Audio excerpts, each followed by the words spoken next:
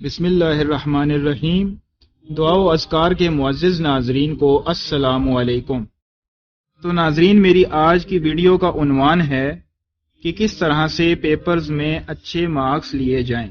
آج کا وظیفہ نہایت خاص ہے ان بچوں کے لیے جو سکول، کالج، یونیورسٹی میں امتحان دے چکے ہیں یا دے رہے ہیں، تو ان کے لیے یہ بہت خاص وظیفہ ہے، کیونکہ اکثر بچے یہ سوچ رہے ہوتے ہیں کہ ہمارے پیپرز تو اچھے نہیں ہوئے تو ہم کون سا وظیفہ پڑھ سکتے ہیں یا نہیں۔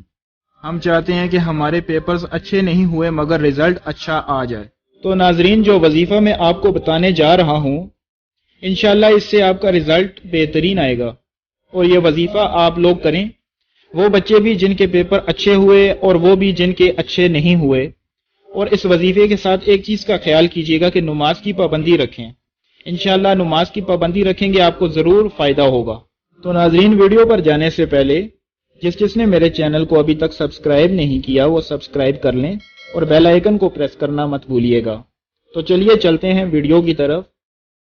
تو ناظرین، یہ بہت ہی آسان وظیفہ ہے، یہ آپ کے سامنے میں ابھی اسکرین پر شیئر کر رہا ہوں۔ اللہ تعالیٰ کا نام ہے یا حسیبو۔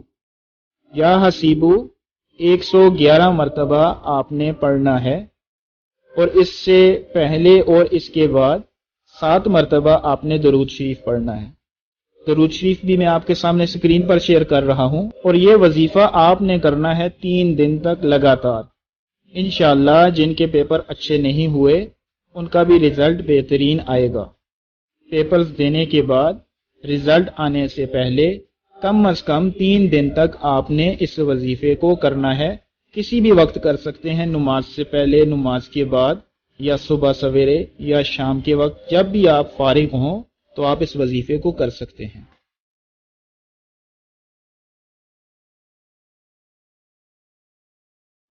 تو ناظرین، میں امید کرتا ہوں میری آج کی ویڈیو آپ کو پسند آئی ہوگی۔ ویڈیو کے اختتام پر ویڈیو کو لائک کرنا مت بھولیے گا۔ انشاءاللہ میں مزید ایسی ویڈیوز کے ساتھ پھر آپ کے سامنے حاضر ہوں گا۔